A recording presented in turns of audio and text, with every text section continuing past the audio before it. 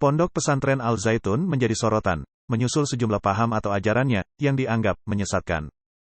Tidak hanya itu, pondok pesantren yang dinahodai oleh Panji Gumilang ini, juga disebut-sebut memiliki keterkaitan dengan negara Islam Indonesia KW9.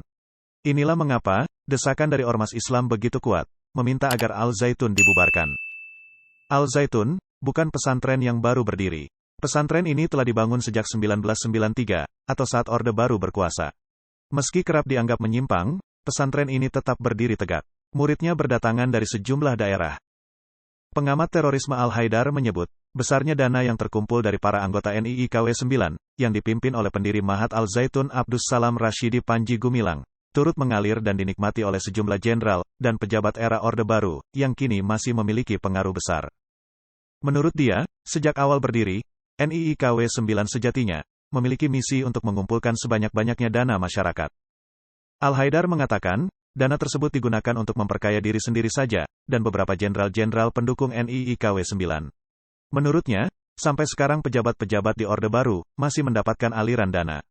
Aliran dana itu diperkirakan digunakan untuk sekolah hanya sebesar 10% dari dana yang terkumpul, dan 90%-nya masuk ke kantong jenderal-jenderal itu. Al-Haidar menjelaskan, gerakan NII KW9 telah muncul sejak 1991 di Banten. Kala itu ada sebanyak 14 juta orang yang bergabung dengan NII KW9 dan bersedia mengumpulkan dana. Al-Haidar menyebut, dari 14 juta orang itu, terkumpul dana mencapai 800 miliar rupiah. Dana itulah yang digunakan untuk membangun Mahat Al-Zaitun sebagai pusat NII KW9. Dalam perkembangannya, di bawah pimpinan Panji Gumilang, NII KW9 memperluas pengaruhnya ke seluruh wilayah. Lebih lanjut Al-Haidar mengatakan, orang-orang yang masuk ke Al-Zaitun dan bergabung dengan NII KW9, lambat laun akan diperas hartanya. Karena itu, para anggotanya berakhir mengalami kerusakan finansial dan kehancuran dalam keluarga. Untuk menguatkan citranya di mata orang-orang yang bergabung, yang kebanyakan masih memiliki keterkaitan dengan keluarga NII, Panji Gumilang pun mendeklarasikan diri sebagai Imam Negara Islam Indonesia. Hal itu membuat pengikutnya pun semakin bertambah, hingga 40 juta orang. Dana dari anggota NII KW9 pun terus masuk, dan digunakan sebagian untuk pembangunan lembaga pendidikan, hingga pelabuhan dan kapal-kapal.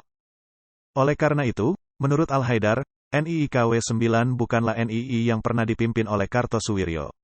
Sebab sejatinya, memiliki tujuan utama yang jauh berbeda.